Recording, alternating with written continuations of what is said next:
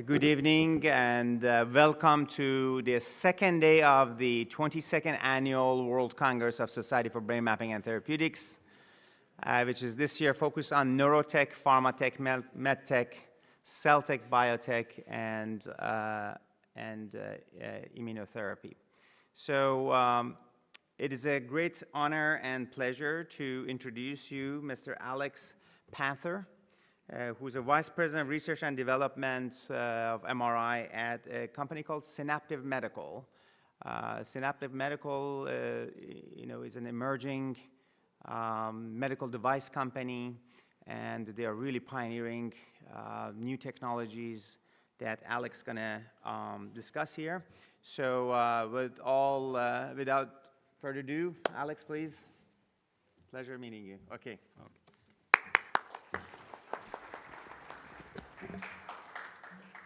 Thanks very much.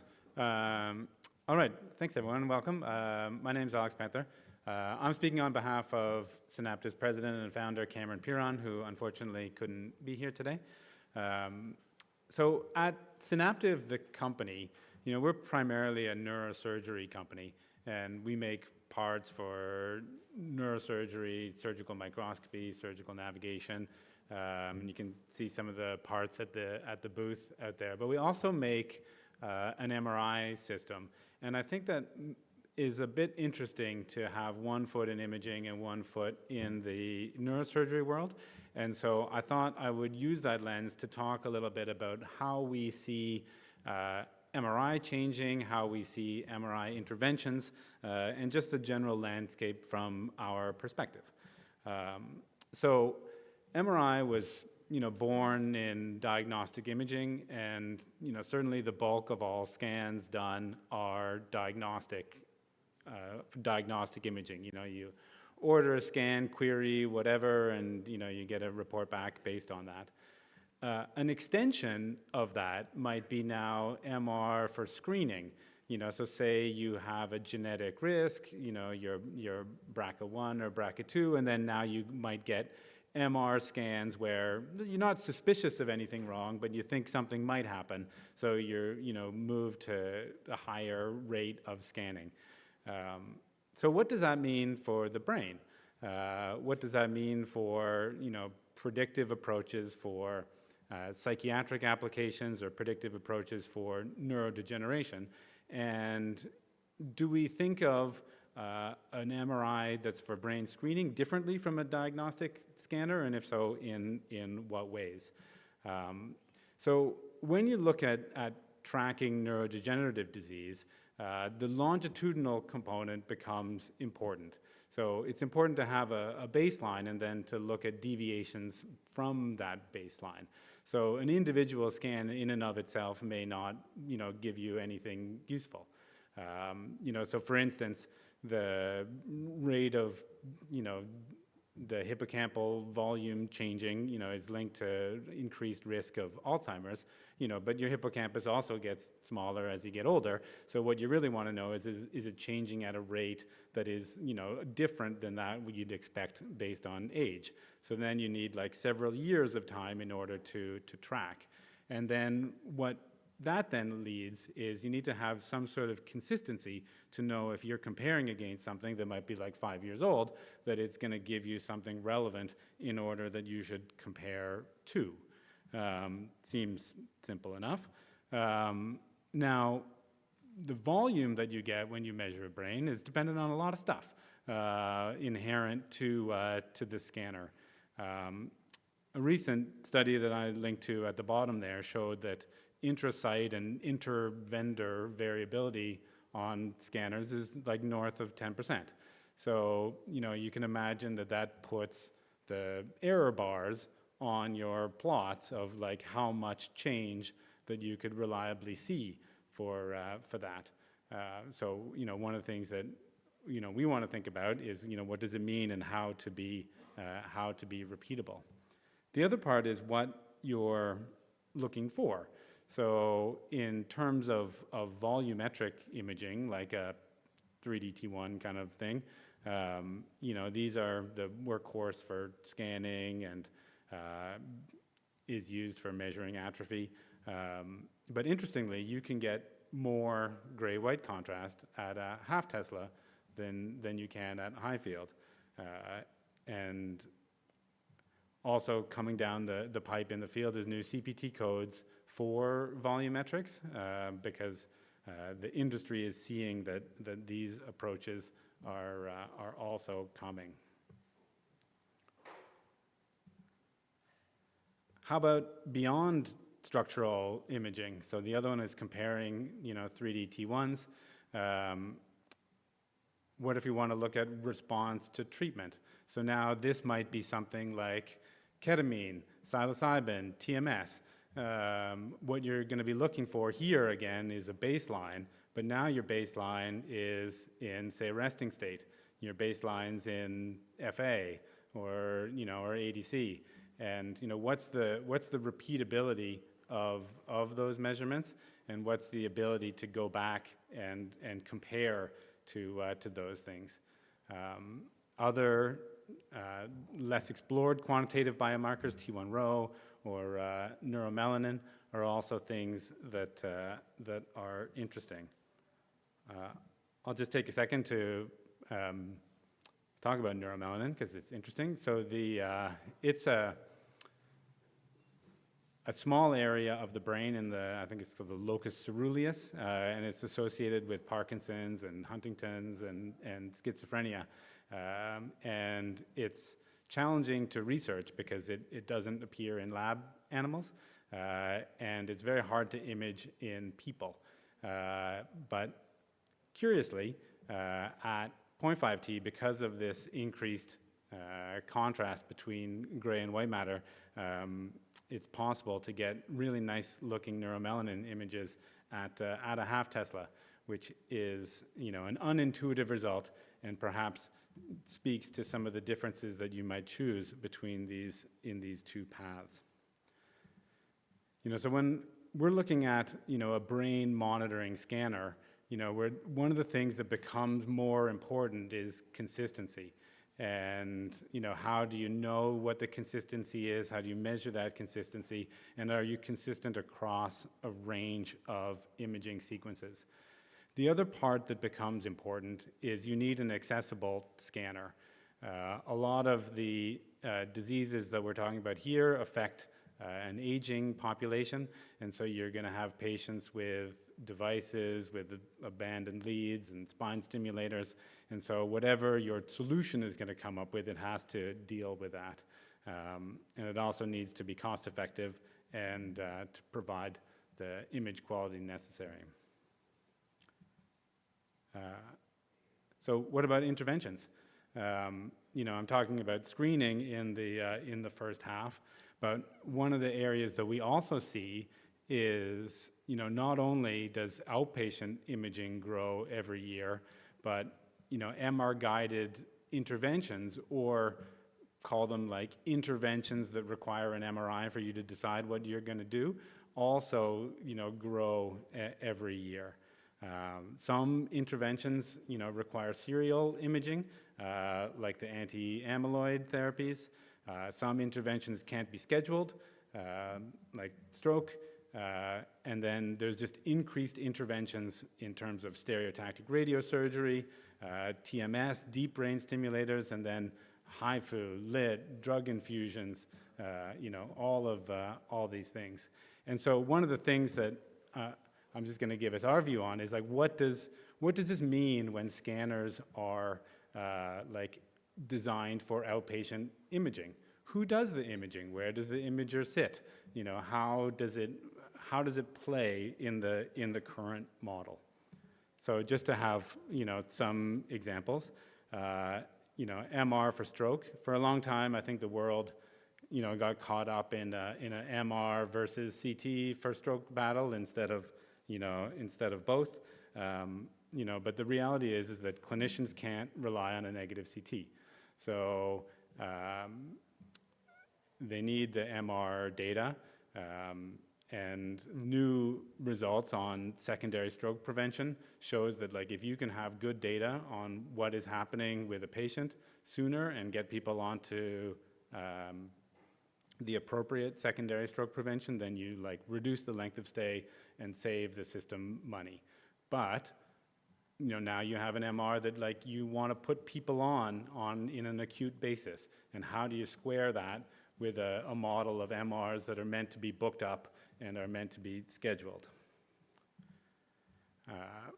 In terms of Alzheimer's, the new drugs are very promising.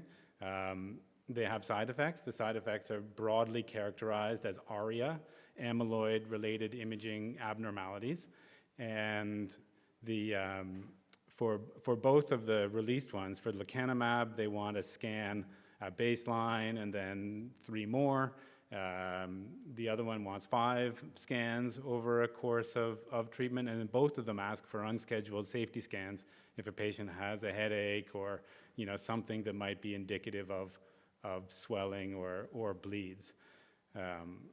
The exams are not particularly hard to do, but now we're looking at adding 5 scans a year per patient that's on this.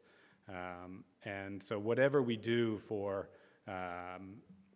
this, really needs to prioritize access to MR. And where is this MR? Where does it live? Who runs it? I think these are things that the community really needs to think about. SRS is another area, and it's an area that's like perhaps I would say like a little bit further along than some of the other ones.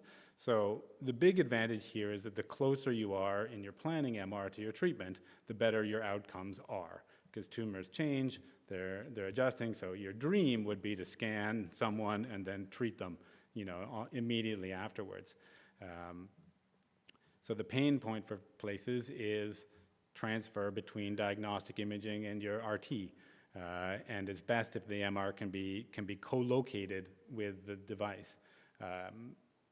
You can tell this is like a real thing because cancer centers often do get their own MRs because they start to realize that like their scheduling and their patient flow becomes different from that of diagnostic imaging. This is a paper talking particularly about one of our scanners in New Jersey. And one of the interesting things about this and about making the system accessible was running the system without an MR tech. So, we talk about barriers to using a system. Often the availability of MR technicians is a real barrier to getting scans done for patients. In New Jersey, you don't require an MR tech to run an MRI scanner as long as the safety is taken care of. One other thing that I'll also call out from this paper, because I think it's relevant to the discussion, is in terms of the distortions. So when we're talking about stereotactic radiosurgery, it comes down to what accuracy are you talking about? So the American Association of Physicists in Medicine say that your distortions should be less than 2 millimeters over 25 centimeters. And I underlined system-related distortions because they're careful in that language, and that they don't mean patient-related distortions according to susceptibility, like the sinuses or the skull base or anything like that. But radiation therapy machines are incredibly precise devices. You can see the quote on the bottom there saying that the gamma knife is so precise that the real limiting factor is the MRI. So the gamma knife delivers radiation, here, and then 0.3 millimeters away doesn't. But if you're feeding that with an image that has 2 millimeter accuracy, then you're forced to build margins out, and you're not getting the advantage of the treatment device. So, it's our opinion that in thinking about a scanner for interventions, one thing that then becomes important is the spatial fidelity of the scanner. And so, we worked very hard to try to get the distortions of the scanner down to sub 0.5 millimeter in order to not be related to that. In terms of the future for SRS, is just more. I think a consequence of people living longer with other cancers is that you get more brain mets that require treatment. And so there's like more SRS that requires more brain scans, more treatment planning. The community would like more contrast. Because of the accuracy requirement, it tends to be very specifically, a lot of 3D T1s and 3D T2s that get used for radiotherapy planning. And it would be great to use DWI, DTI, but you can have centimeter distortions on those if you're not careful. So being able to use those and integrate them into an accurate MRI is the kind of thing that the interventional side is asking for. The other area is the community is also interested in imaging between fractions. So if you have a fractionated treatment, over, say, 30 days or something, you might want to image midway along in order to see if things are changing in response to the treatment and adjust your plan. That fundamentally comes down to access to imaging and imaging availability. TMS is another rapidly growing area. So, TMS is FDA approved for treatment-resistant depression. Right now, it's not uncommon to use scalp measurements to find your targeting region for that. The next step up is to get a 3D T1 and use a navigated device to figure out where you're doing your stimulated for, and then the cutting edge, let's say, is using resting state guidance. So that was approved by the FDA in 2022 out of Stanford in terms of their program, which they call SAINT, where you have to do resting state guidance in order to find these two brain regions for the stimulation. But you can imagine the challenge for this is, TMS is driven generally out of the psychiatry department, and the psychiatry department doesn't do a lot of imaging. And resting state as a scan type is one of the hardest things that you can set up to do on the scanner. And so, how are we going to translate, some of the hardest imaging that needs to be done to, a group that doesn't traditionally order a lot of imaging? So it needs to be thought of. And then obviously, the next step that comes along is not just resting state, but combining it with DTI for connectomics. And that could be TMS, and that could be TMS with ketamine, or just ketamine. So all of these treatments, need brain monitoring, and they need some way of monitoring the treatment to know if they're being effective. The other area is in DBS planning. So, DBS has really a solid base in Parkinson's treatment, but there's, as with all things neuromodulation at the moment, there's promise for it in all kinds of applications. But you have two issues. So often when we think of DBS, we think of the targeting side, where are we going to go? But then equally important is you have to think about how am I going to image it afterwards, and how am I going to know where I am, and am I in the right place? So we've been spending a bunch of time looking at T1-based methods to find the deep brain stimulation targets, with the idea that then you can repeat that imaging with the probes in place and get a low distortion view of the probe tip. This is some work that we've been doing with Toronto General, looking at device heating. At half Tesla, where we're working, you have the advantage that it's almost impossible to cause too much, heating of devices in a scanner. So we've been looking at our complete set of scans in terms of their impact on heating up a DBS probe tip. And then we've also been taking a look at ways that we can knock that down, yet further. So the image on the left is, our stock 3D T2.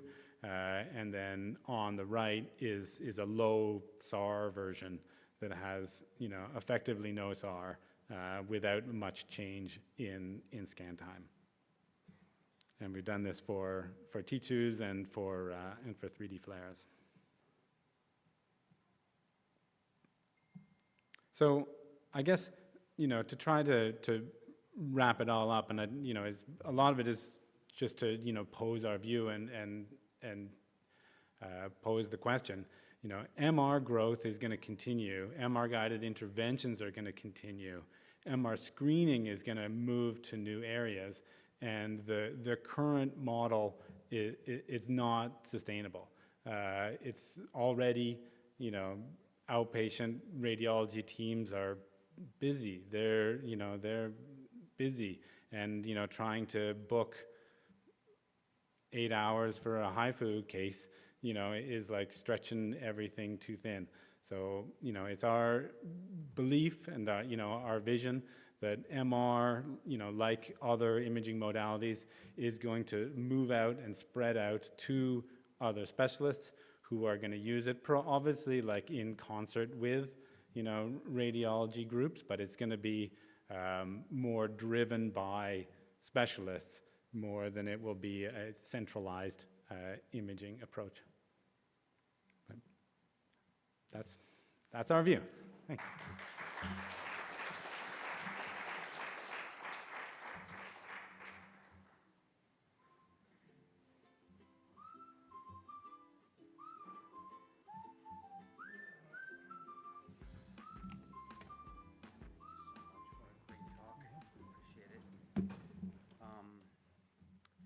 Any questions from the audience? Yeah. Go ahead to the microphone. Giulio Passinetti, I'm on Sinai. First of all, a great presentation. I really enjoyed. When you were talking about new potential application MRI, there are emerging field now, for example, for DBS, where given the opportunity even to do biopsy directly from the brain. Is this something that will allow potentially new modification in terms of how you're gonna utilize this application for having, for example, fresh tissue that can be used for more kind of biochemical and genetic studies? There are two different things they're talking about, or for example, you as a part of a company, do you receive some kind of request for doing these kind of studies and analyze, for example, collection of tissue for as a biopsy tissue during DBS? Are you talking about doing MR imaging of specimens?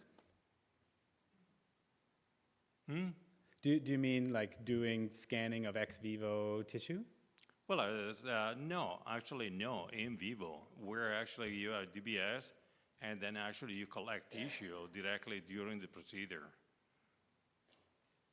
Yeah, I think that if I understand your question right, I think that there's opportunities in that area to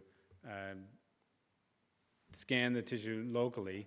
I think the other opportunities are to make some modifications to be able to locally scan in terms of DBS approaches.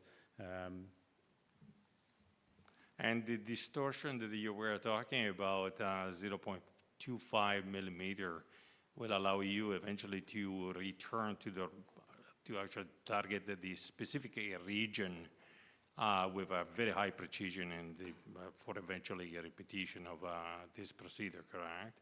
Yeah, I think that I mentioned it in the context of SRS, but I think for DBS it's equally important. Same identical thing.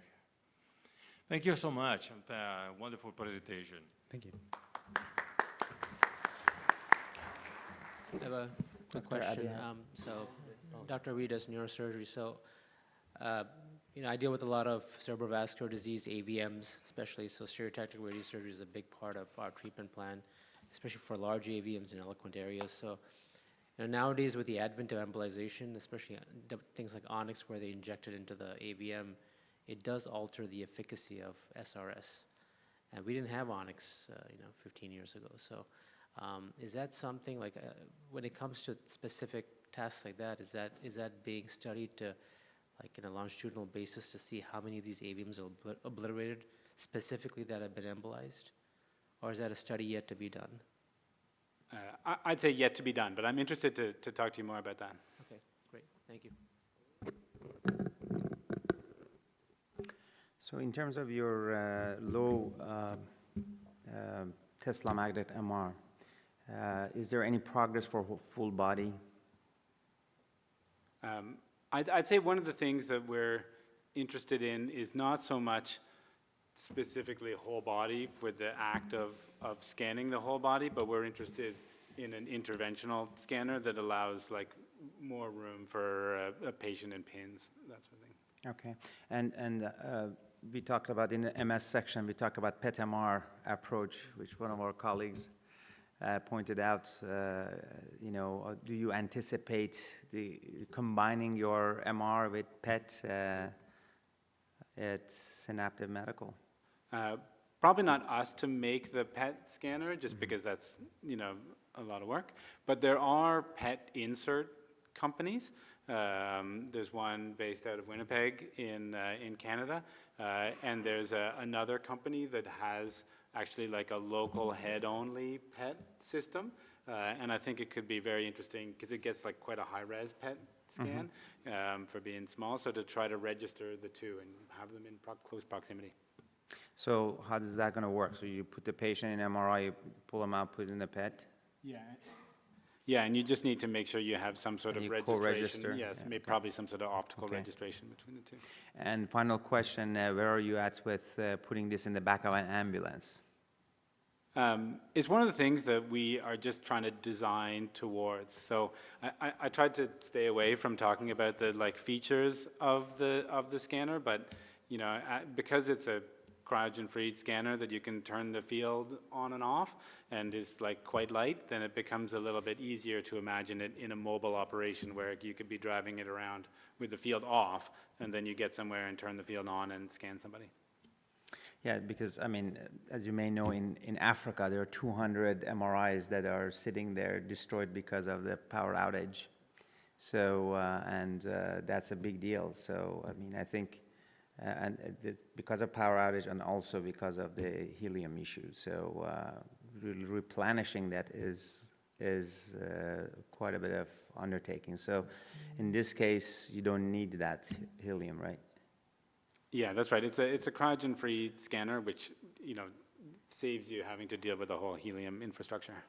Okay, and this could be put on cruise ships, could be put on, Navy ships.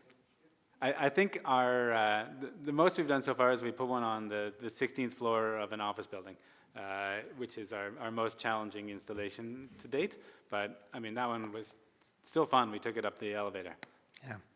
Well, the reason I bring that up because one of the reasons you don't have an MRI in a military aircraft is because of the helium.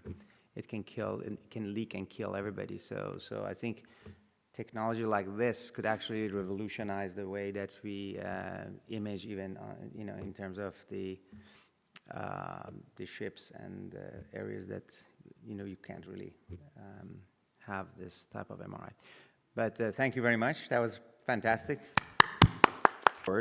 So Dr.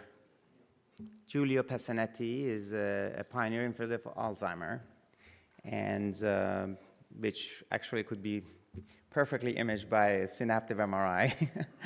So I become a fan of synaptive MRI because I know the applications are just endless.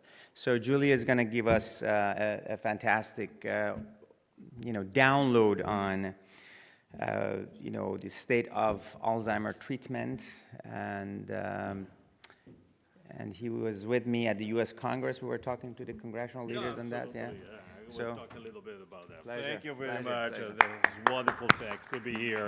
Well, I mean, this is a really fantastic meeting, and then, well, the inspiration of Dr. Katabi is vital in these days. I'm pretty sure that for a keynote speech, generally speaking, a keynote speech is actually around a little bit, well, longer than actually 30 minutes. And I do not want to give an impression that I'm just, let's say, in some way part of confabulation, that I'm here to try to talk about the state of science and technology for diagnosing and treatment of Alzheimer's disease. There will be an entire symposium just for talking for one day. But what I actually decided to do is just to give a broad perspective where we actually we are coming from. We're coming from in the field of Alzheimer's disease. In the last 5 years, we have seen historical changes, not only just from the immunotherapeutic approaches, that is one, but as I will discuss in my presentation, there are a huge pipeline of potential treatments that might eventually move from the phase 2 to the phase 3. And one fundamental question that has been always in the last 10, 15 years is that are we prepared really to develop this technological development and at the same time having our population being prepared to receive what is supposed to be the really evaluation in terms of what is their own clinical state, and how what we have seen in the last 20 years or 10 years is that most of the studies that actually were based on diagnostic and based also in development of biomarker has been always developed with the primary concept of developing potential new therapeutics. Something happened in the last 3 months. And I will bring up to discussion briefly how this changed the scenario and the landscape for potential patient clinical guidelines, which actually is a fundamental part that is not only just a technical or even philosophical, but actually how we are going to have a better interaction between subjects and medical care. Medical care, even to the point of the primary care. So this is where also part of the discussion that always with the influence of Dr. Kateb, when we met at the Capitol and we met several people of the health department, was a part of that kind of discussion. So without a kind of hesitation, I think to move on. I don't think anybody wants just to know what is actually my conflict of interest, and neither I want to see it. So as you can see this slide, Alzheimer's disease yesterday. You know what the reason why I put Alzheimer's, you always have put Alzheimer's disease today. The reason why I choose to put the Alzheimer's disease yesterday is because as I go through what is the list of what is normal, my talk that I'm going to give on Alzheimer's disease, if I had to confront this probably 5 years slide up to today, despite these historical changes that we made in technological development in trying to into the therapeutics, even potentially even diagnostic for therapeutics, the really major factor of moving forward from the science from the labs and the science even from the clinical translational science to the real world is still in some way an unmet medical need. So, well, I mean, in 2009, we were thinking about that the people globally will become 35 million people. Well, I mean, I'm pretty sure that didn't change that much. The number of expected of people always double every 20 years. We're expecting 65 million people in 2030. Probably in 2050, there will be even more. We're living longer. We have a better kind of way of evaluating these patients, these subjects, and then we are moving on. We're spending an incredible amount of money.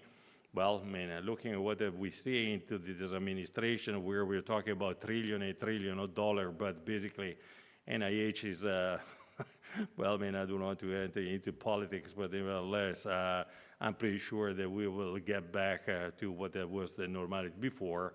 Well, this actually is a critical aspect, because if we don't spend this money to really attenuate or mitigate several aspects of the disease, we will really move on. We will not really move on into that, what I said, the real world application of what is that we are doing. So the idea in 2012, there were more 300 clinical trials. Well, I've been in a long discussion with Jeffrey Cummings just a long time ago. Well, I mean, that we will discuss briefly even in my presentation.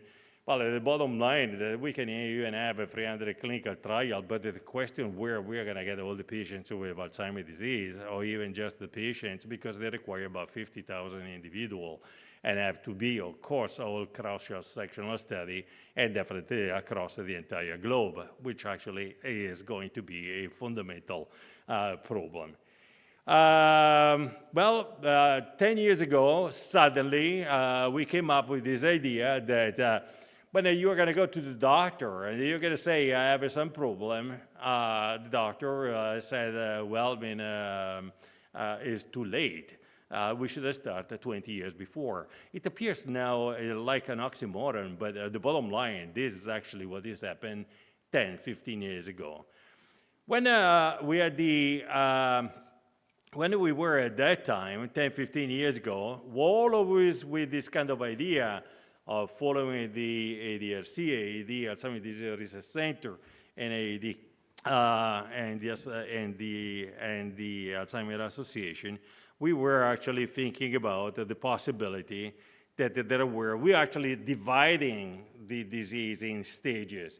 I remember when we were talking about the asymptomatic, the preclinical, then we were into this mild cognitive impairment with amnestic form and non-amnestic form, and then eventually devised with several different potential curves that will allow just to say what are the pattern of different kind of neuropathological features that could interfere with fundamental aspect that is basically synaptogenesis, or actually synaptic distraction.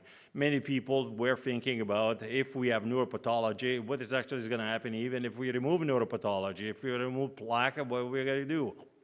We're going to leave holes, or there will be some kind of mechanism that will lead to synaptogenesis? Well, indeed, several of these kind of questions that at that time came over suggested that at least at these different stages, and I wanted to reemphasize that all these different effects I presented to you is basically in some way a retrospective kind of analysis of some slides that actually was presented for 10, 15 years. At the end, at the late stage, when we are past all of this kind of critical part of mild cognitive impairment, that, by the way, mild cognitive impairment is not dementia, it's still neurobehavioral impairment. And then the time it looks like it's a limbo stage where you can stay for 3 years, 30% more chances to develop it and moving on into the Alzheimer's disease. But all of this has been some part of what is really move on, and we move on from there. We were at the Capitol talking about policies and the National Dementia Plan. There was in a very elegant way organized by Dr. Ktab. So the fundamental part of the kind of discussion that I gave my presentation is that we are missing something here. So, and that misses something is basically that we have the researcher from one side, and that we have some clinician that are a specialized clinician, and then we have a primary care that basically have no idea about what is going on. Now, this actually goes back to the, I was expecting that Dr. Kateb was asking if there was an MRI that we can bring home, so then at night, instead of really check the blood pressure, we can make an MRI just to see if the day after we are gonna go back to work. I'm kidding, but the bottom line is a very important question. But the important fact is about the discussion in terms of the policy and that led to potential to these new guidelines that I will discuss with you, and they were published in just 2 months ago, and I participated into this program together with the Alzheimer's Association. And the idea was that in anticipation of what really happened, this was 2020, and it happened in 2024, how we can promote awareness to primary physician education. That has been one of the fundamental part. Now, if we are not going to prepare a young physician to really do also general practitioner, that will have a kind of a general idea of develop some kind of conceptual framework of the patient primary care kind of networking, I think that could have been a really big problem.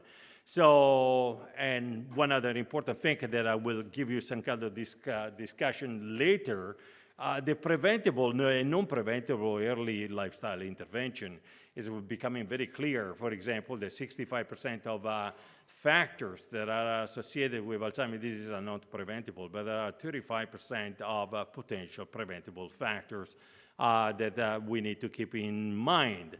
This is something that goes to the research effort. Promote prevention through an holistic evaluation of the subject in primary care. If we are going to have that, I don't say that one day we are going to have an MRI just in the office of my doctor, that after doing my prostate examination, that eventually is going to do an MRI to the brain. But that is where in some way we are going to move on, even maybe might appear semantic, but basically, if we are not going to decentralize some kind of this knowledge, not only from this kind of center of excellence, memory clinic, but actually we centralize to what is actually are going to be the primary care. The primary care actually are the physician actually following us and giving us some kind of direction of where is actually is going to be, and working together with the subject in particular. And also, if in case of a potential interaction with more specialists, then eventually we can move on from this impasse. The new aspect that also is very important is the ethical. You might eventually underestimate this kind of aspect.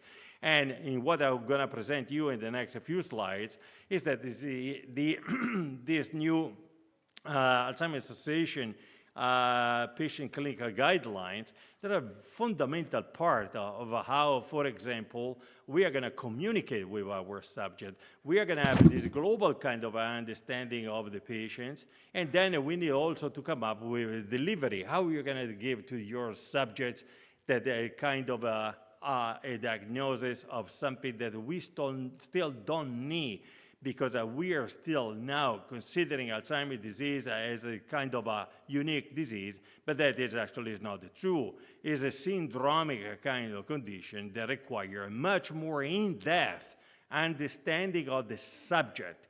So we move from some kind of investigation about through neuropathological studies, clinical studies, but all of it is oriented into the therapeutics.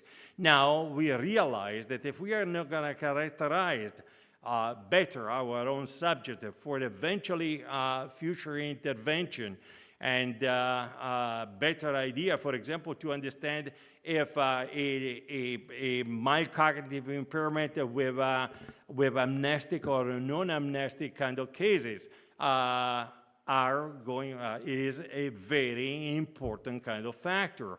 So now we are going to move on in the next 10, 15 years, where we are going to characterize each individual for what is actually they are. We are not going to just make an individual a global perspective of markers or biomarkers that I will talk to you later, or actually even the clinical aspect of the cognitive decline, all these different things. This is actually what it came out, as I said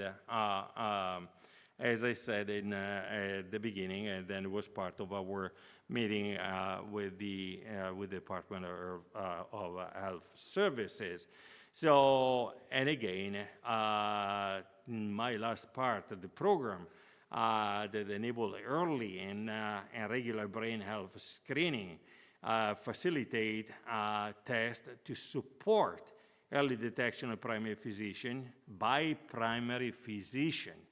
That is, again, the same identical question that are raised by Dr. Katab. If we don't decentralize that, we actually develop a new technological development, so micro technological development with high efficiency to try to give us an opportunity really to understand that the idea of this kind of disease, it doesn't start 20 years, but most likely actually start even at the age of, even at a teenager age, even most likely intrauterus, depending upon our stress, for example, of the mother, and many other different things. But at the bottom line, the education and the primary physician education, which actually we stressed at this meeting in Washington, is fundamental, and actually this was at the basis of what has been published just December in a series of papers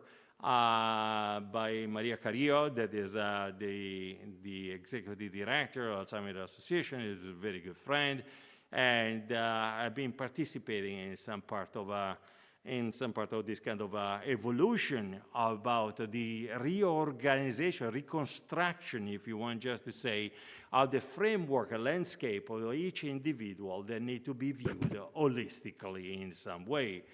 I will definitely go up again in my slide over here, where if you can read even the second line here, diagnostic evaluation, testing, counseling. Counseling is actually one of the most important things, but even more important is disclosure. I have seen subjects that actually return from the doctor, they are going to say, well, I mean, you have very high risk for Alzheimer's disease, a family destroyed, no driver license, still very effective, and bottom line, actually completely in some way unnecessary, because basically there are not the primary care that actually was able to really to intervene into this kind of initial stage of investigation, and investigation that actually can move forward as become this kind of holistic aspect of the patients as a patient-centered kind of care in some way. Now, let me get it back into a little bit. Maybe I'm redundant, but actually I would like just you really to get this done, because this is what we are going to consider. I think we will definitely consider as a clinician, and also for the people that will continue to develop biomarker that actually imaging, biomarker that are biological marker. So the clinical practice guideline basically summarize the evaluation of persons suspected for potentially having cognitive behavioral impairment. It could be anybody of us, but we don't have to be defined as a preclinical, we don't have to be defined as a nothing, and there is no absolutely any stigma for really to have a primary care that actually can start having kind of an idea based on kind of this procedure about this clinical practice that the Alzheimer's Association have done a terrific job. It's kind of interesting that it doesn't propose a diagnostic or staging criteria for the disease treatment, but it does stand for treatment. So basically, it doesn't do any kind of staging for Alzheimer's disease, Lewy body dementia, frontotemporal dementia. Now Alzheimer's Association joined in a fantastic way even the idea of the Association for Progressive Supranuclear Palsy. We are always considered this in part, except Alzheimer's disease. They actually have a completely different kind of a potential etiological, probably etiological in terms of several other confounding factors, but there are a lot of genetic aspects in some of these kind of things. As I said, we are moving on toward something that is an holistic, person-centered clinical evaluation process.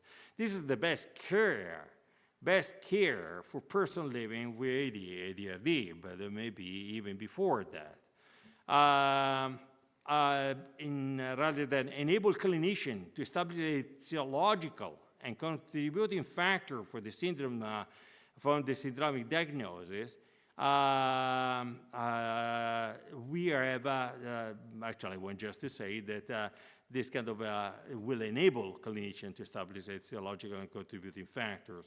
So cognitive functional status, cognitive behavioral syndrome. Now basically you can see that actually we're still coming from the preclinical, from the prodromal, from the potential myocognitive impairment, amnestic and non-amnestic, and to try to identify its etiological factor. The integration of the biomarker has not been really well, actually there was a lot of criticism about, in terms of this Alzheimer's Association clinical practice guideline, about the integration of biomarker into a person-centered assessment of each person's risk profile. Again, individual subjects have to be treated as you as an individual, not anymore the group of people that actually can go into a therapeutic potential treatment. This is really fundamental. Try to think about when we do enrollment and then eventually we engage people in clinical trial, why there we have so many kind of problem. There are eventually people that develop the disease, they move on, they have some kind of rapid progression, some other actually stop, then eventually progress again, and some other actually very slow progression. But at the end, these are going to create a major problem into the statistics that eventually will become very important for understanding the potential role of, in particular in these days, immunotherapeutic disease-modifying strategy. So, well, I mean, this is actually, I got this as a present from Maria Carrillo, and basically this is all what is going on. Basically, the idea, if you read the core one, is basically, if you can read it, is basically how to integrate it and basically to get into the communication with the patients, and then eventually at the end is the core 7 basically is how we are going to deliver this kind of information that are going through basically these 7 different kind of potential approach.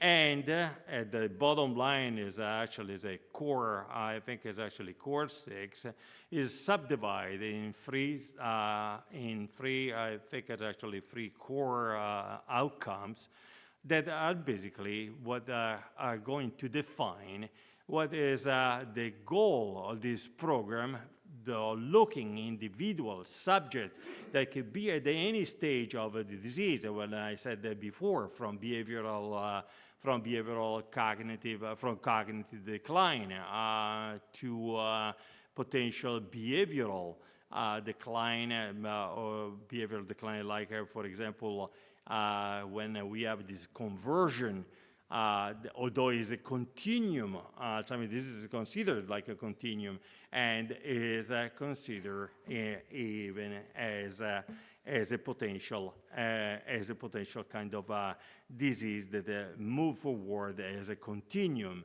But this continuum is also something very important to consider. And then actually, I think at the core 4, the fundamental part of what has been, that is part of with the Lancet Commission, part of my work, the understanding that there are several kind of, several part, that several aspects that they influence the fundamental part into the diagnosis of what are going to be considered the potential confounding factors. So, well, I mean, this is still part of the Lancet Commission that in some way now emerge, in some way this kind of new protocol from the Alzheimer's Association, and then I don't think we need explanation that basically there are some genetic form that potentially they are non-modifiable, and actually they reach 65%. Interestingly, for example, this new guideline for clinical the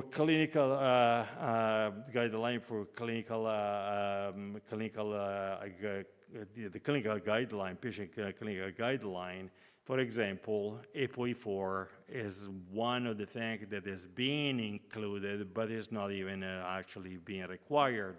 And certainly it's not being required for identifying ApoE4 subject because of the idea for treatment, because the idea was not actually to develop a kind of this holistic view of these new patients just for therapeutic implication.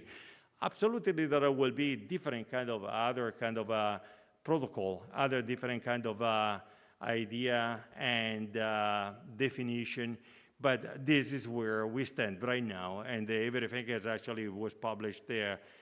We published this one at the end of, I think in December. It's basically 61 kind of recommendation. It's quite a bit of things that I can invite you to really to go back and read. The most important thing is that there are several, 35% of preventable feature that we want to include into the history of the patients, the patients-oriented and focused aspects that actually have to be evaluated by the primary care. So, for example, the idea was that even obesity in these days, obesity, young obesity in the childhood is receiving an amazing amount of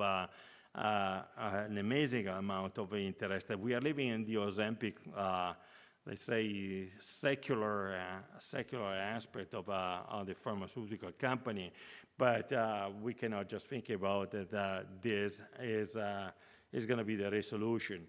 One of the most important things is also, again, the metabolic kind of condition, type 2 diabetes. In 2008, we published a paper where actually we demonstrated without any doubt that basically dietary lifestyles, they may play an important role. And in this last 10, 15 years, several clinical trials supported by NIH and by Philanthropic Association, actually they try to understand how this endemic may influence Alzheimer's disease. Well, there is even something more here about the fact of, well, meaning for people actually clinicians and see patients with Alzheimer's disease, it's becoming very clear, for example, this sleep disorder, loneliness. Loneliness is one of the major kind of factors that lead to depression, and then eventually to depression that actually can promote even further some kind of a cascade of event, that lack of socialization, apathy, that actually there are also new line of investigation for clinical trials and novel treatments. But there are even several other that actually I didn't put over here. For example, I was at a meeting at the European College of Neuropsychopharmacology, and I posted, and I actually have an open letter to the ACMP about viral infection. There was a paper actually came out on Nature last week where the herpes 1 simplex but could be really a major different factor, promoting factor. And then there was a fundamental part to really to move on the kind of direction. So all these are risk factors. I think I need to move on over here. So as you can see, everything that I gave you, just a general perspective, is basically a monumental amount of data. I want just to bring to your attention that tomorrow we will have several symposium, and one of those that we organized together with Dr. Babak Kateb, he got pissed all the time that I made a wrong name anyway. So, and with Chris Wheeler. So, new frontier for Alzheimer's disease prevention, artificial intelligence, synergy of machine learning and imaging biomarker. We need to really to move on into this. We see now, for example, that kind of a precise medicine that are capable to really to come up almost with a kind of a extremely high precision and kind of a prediction and association about with biomarker from imaging and biomarker from biochemistry. The artificial intelligence is poised definitely to transform the neurological care for diagnosis and treatment. I invite you to participate to this meeting tomorrow. Now, I'm talking about the neuroimaging. We'll definitely into this new context of the patients, the clinical guidelines. Most likely we will need to require modification and become appropriate this kind of modification in the clinical tool and biomarker transition there to become appropriate for clinical use in the real world practice. This is actually what the primary care need to understand, and they can do, especially if we are going to educate them. Biomarker that will likely sufficiently mature, and then eventually, this is a very gentle thing just to say, that it's going to definitely continue to mature, but the recommendation is still require the inclusion of the practical, of the patient clinical guidelines recommendation, and the process is in the path. There are several different other biomarkers that are not receiving a lot of attention in this particular kind of new guidelines from the Alzheimer's Association. So briefly, because I've been talking about amyloid biomarker, I intentionally not try to discuss with you all these therapeutic approaches with immunotherapy, new antibodies, immunotherapeutic approach, but I will give you a global perspective later on for the therapeutic approaches that we are moving on. So this biomarker for diagnostic workup, well, there are some that actually been very well accepted. So for example, the AAT1 is already in the clinical practice. And well, this kind of ratio of A-beta 42 and tau 181 ratio can predict dementia in patients with MCI. We are moving on dramatically. This is what has been the historical aspect that I was telling you, moving forward from my old slide that I intentionally put, because 5-10 years ago, this kind of things would have been just a dream. Now with quantiferix kind of approaches, better implementation about the assays, definitely this is going to move on. So amyloid PET, CSF, A-beta 42 and beta 40 ratio, A-beta 42 with certain kind of phosphorylation status, and this is fundamental, very high accordance between CSF and PET measures. Now, tau tangles actually is not even approved. It's actually even in the process, but nevertheless, the tau PET rule a lot in AD. Patients with dementia, for example, if they go through some differential diagnosis, if they become positive to tau PET, eventually, well, I mean, maybe they can become into the kind of pathway of pathways for Alzheimer's disease. Negative tau, where actually you're going to have now frontotemporal dementia. You have the Lewy body dementia. You have a vascular dementia, and again, FDG PET. Dopamine imaging in particular is actually we have seen for locus coeruleus, or actually dopaminergic cells. Actually, thanks God that the neuromelanin accumulated in these cells gonna give us the opportunity to really to move on. The MRI, we just heard from the previous speaker. The potential for the application for tau PET. We are just at the beginning, but definitely they have a capacity to move on into what are the uncharted territory of PET in patients with cognitive impairment. New ligands that actually have been developed. We are moving extraordinarily fast into this kind of stuff. Biomarker for neurodegenerative disease. Many people, and in particular in this new recommendation for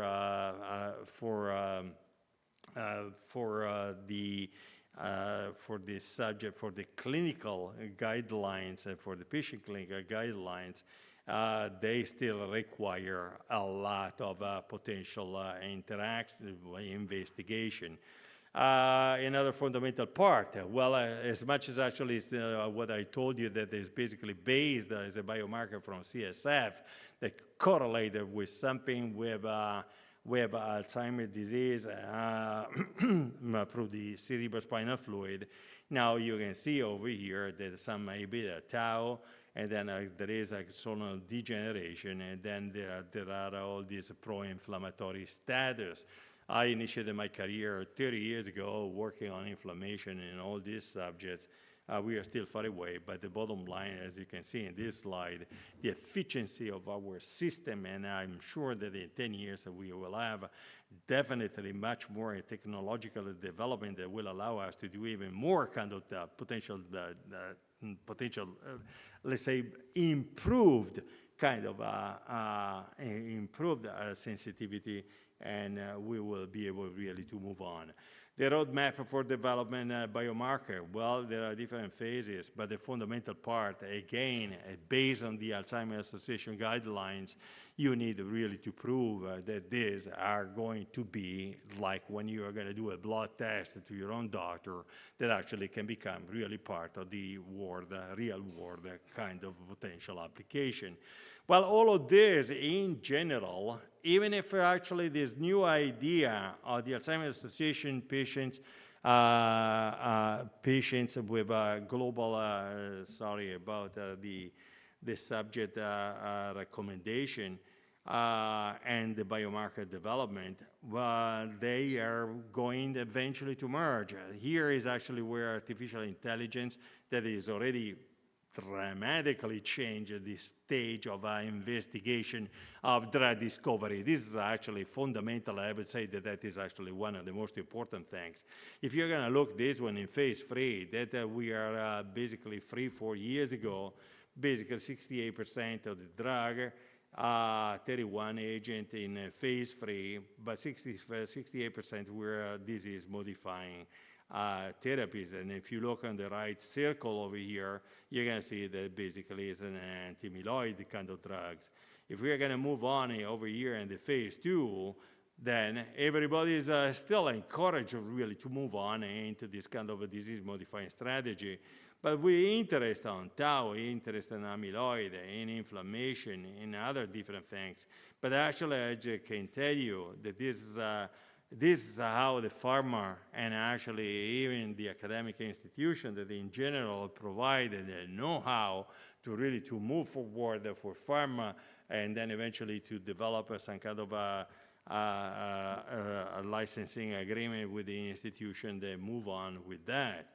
So that is my good friend Jeff. That is not even the last one, the second drawing, but they didn't really change much. But if you can see, there are about 370 kind of compounds that are under treatment, actually under kind of evaluation.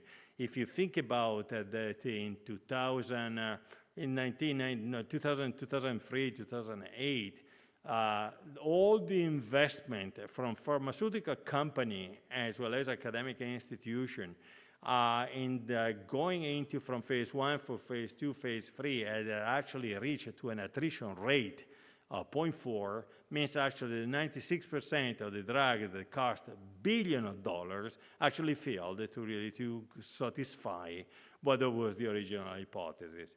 I just, this is something that is so new. I didn't want just to, but actually I want to be honest, I didn't have time to really prepare this in a kind of more precise way of being understood.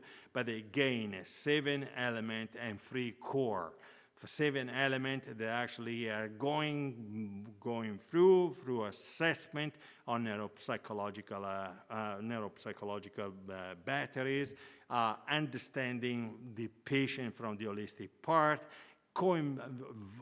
involvement of a primary care, and then eventually collaboration with specialized center like a memory clinic, like actually going into the institution that will have a definitely more kind of a potential way if necessary. But if we're going to start this at the age of 30, if we're going to start this at the age of 20, now you might eventually think about the Dr. President is crazy. Well, that is not that much crazy, because that will allow us, with this new kind of framework of the association, Alzheimer's Association, with the global patients, primary care center kind of science, actually evaluation from the clinical part, we will be able to prepare ourselves, understand subject that actually might eventually participate in clinical trial and some other not.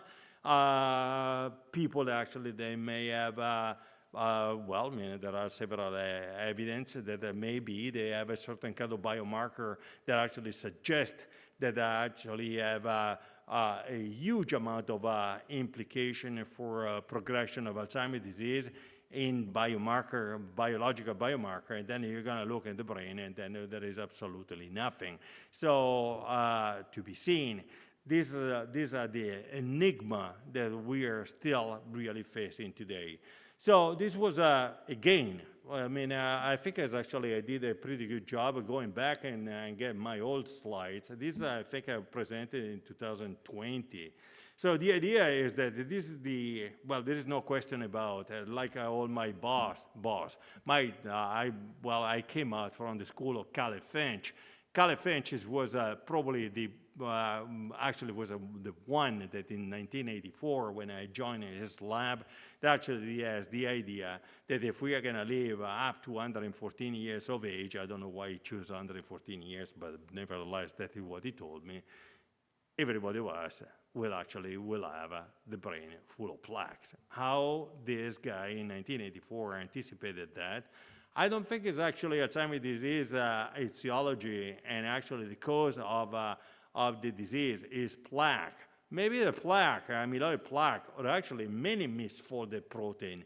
How many misfolded protein? Tau, but an incredible amount of different kind of events. But we are actually focused on the plaque for historical reason.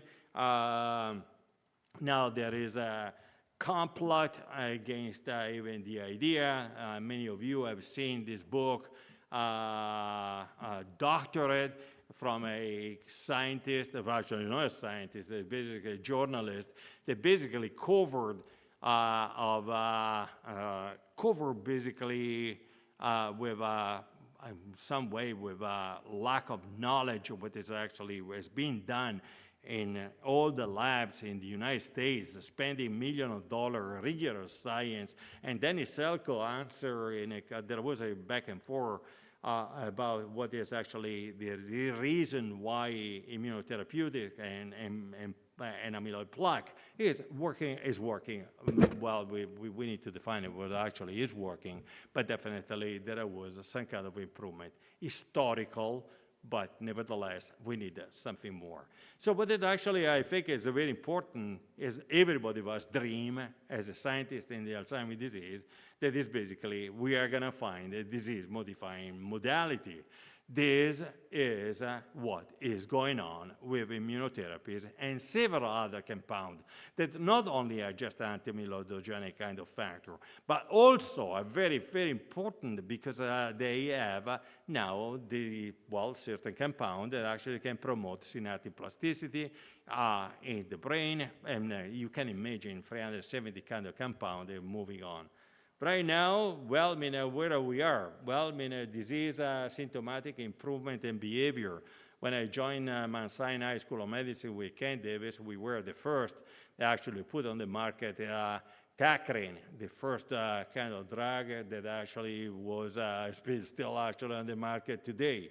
We want to finish over here? No. We are going to move on into disease-modifying strategy? Yes. We are going to make it there? Yes. We have in front of us another 10 years of better understanding our own patients, understanding that actually more education in medical school as well as primary care will eventually work together with scientists, but also will based on a critical judgment, because we have to understand as a clinician that whatever is actually true for my neighbor may be not true for me, and that is exactly what is actually moving on. I don't think I have another slide, and I stop here, and now I can tell you one thing. Well, I had definitely my own idea. But when 3 years ago I met Dr. Katab, that in one of the last meetings that we had, he always make me to wake up at 7 o'clock in New York, that I can hate that, Dr. Katab. But one day I told him, listen, Dr. Katab, but tell me what actually you drink in the morning, and you come up with all this kind of strange idea that actually cancer and Alzheimer, we can try to do this kind of a new kind of approach. We can actually have this, the MRI at home, so then at night instead of to watch a movie, we can do an MRI, and then we are going to see who's more demented. But the bottom line is what we need now. Base and take granted. We're based on granted. Grant me what I'm going to say. What really Dr. Katab and what we are seeing over here is actually because of Dr. Katab is basically competition based on the idea that we need always to be upfront, get always something new, even crazy idea. Then crazy idea, we throw them away. But always based on competition and meritocracy, something that has been the tenet since I joined this. I got my PhD here at USC in town. Then I got all my work at Mount Sinai School of Medicine. But among all these different things, I think I'm Catholic because I'm Italian. I thank God that basically I met Katab. And then, I don't know if it's appropriate, just say, God bless you, God bless NIH, God bless us. Thank you so much, and I really appreciate all your talk.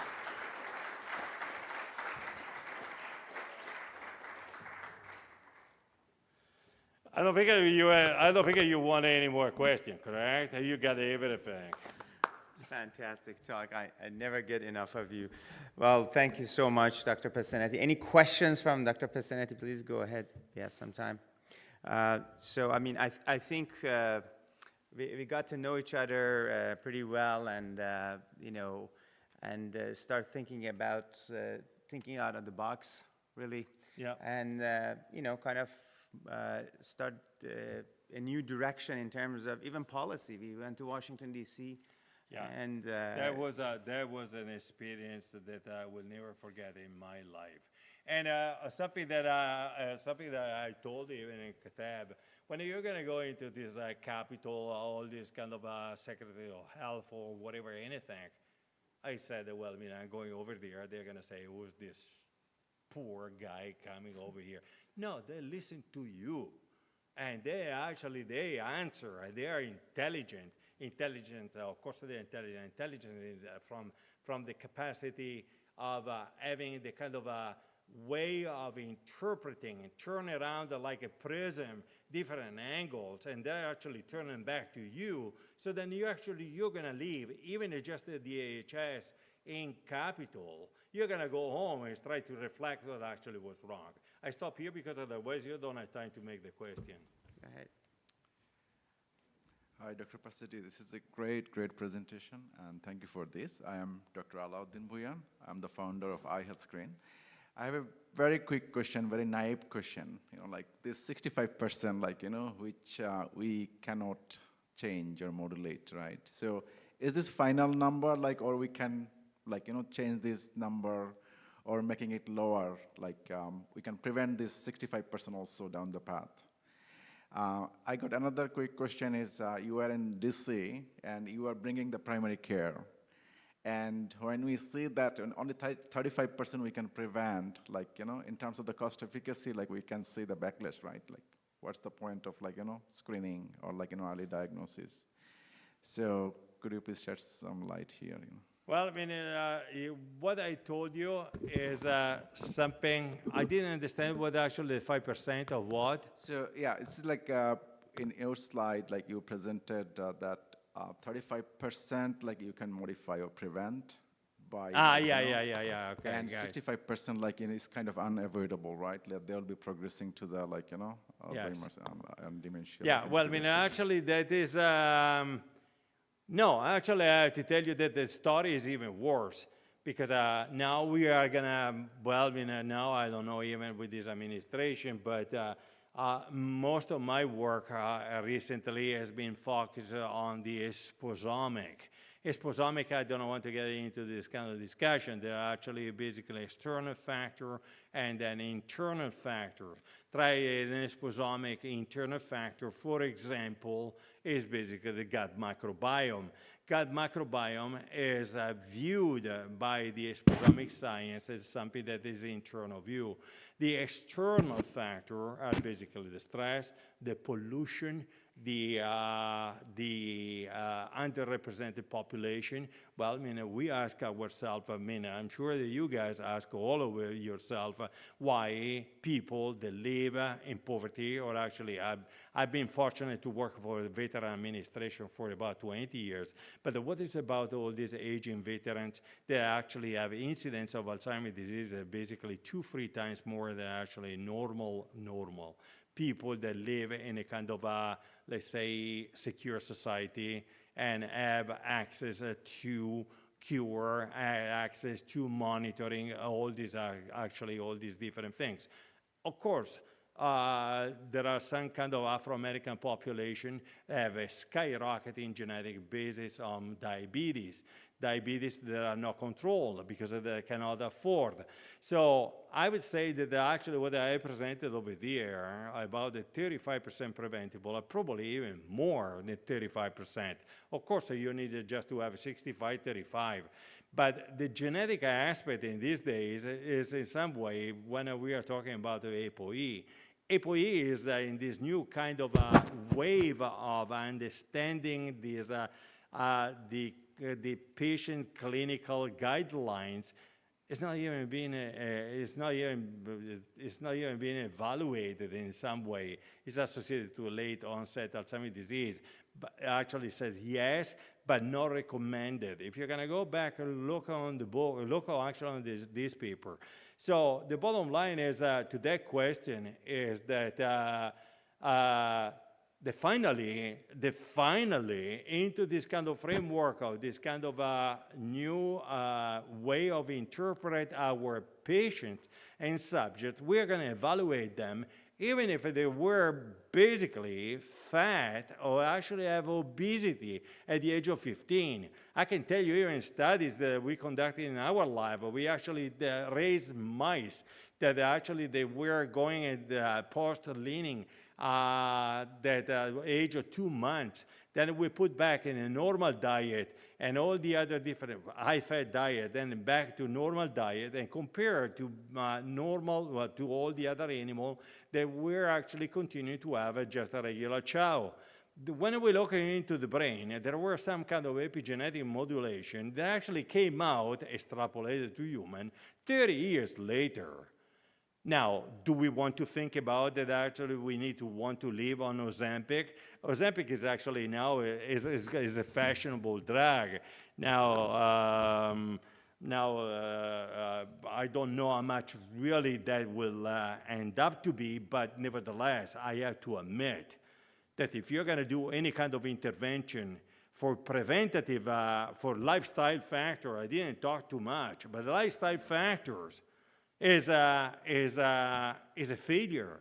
Is a failure. For example, we have, or actually failure, because some people adhere to the kind of condition, and then eventually they lose it. One last question, last point. This is very important about a study on nutrition.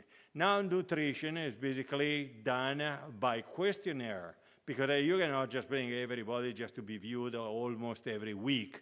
So based on range, basically range subjects. So when at the end they look at the questionnaire, the people that were supposed to be into a kind of lower carbo diet, basically lower in carbo diet, and actually patients with a very low impact in terms of a high-fat diet, 95% of the subjects that actually failed to really to show some kind of evidence of a reduction in that kind of preventative initiative of dietary restriction, macronutrient, carbohydrate, the 95% of those people did not really follow up the instruction. So how many of these will add to the 35% of the population over there? Now, is a societal aspect. And we still live in a country that where you think about you take a pill and then you're going to disappear from Alzheimer's disease. It's not. So, but the bottom line, we have time to discuss more because Dr. Kateb probably is already kicked me in the leg, and better if I'm going to go home now. Yeah. Thank you. Thank you so much. Thank you. Can I have a picture with you? Oh, absolutely. My photographer over here. Oh, here you go. Yeah. Photographer, come over here. Yeah. Please come over with. Hold on. Oh, yes, this. Okay, there we go. Okay, so No, the picture. No, come over here. There, yes. we All go. the questions that you made, and we go downstairs. And yeah, let's go down in front. Okay, so I just want to conclude this talk and thank you all of you for watching us online, and also the audience. Thank you so much. We'll see you tomorrow morning.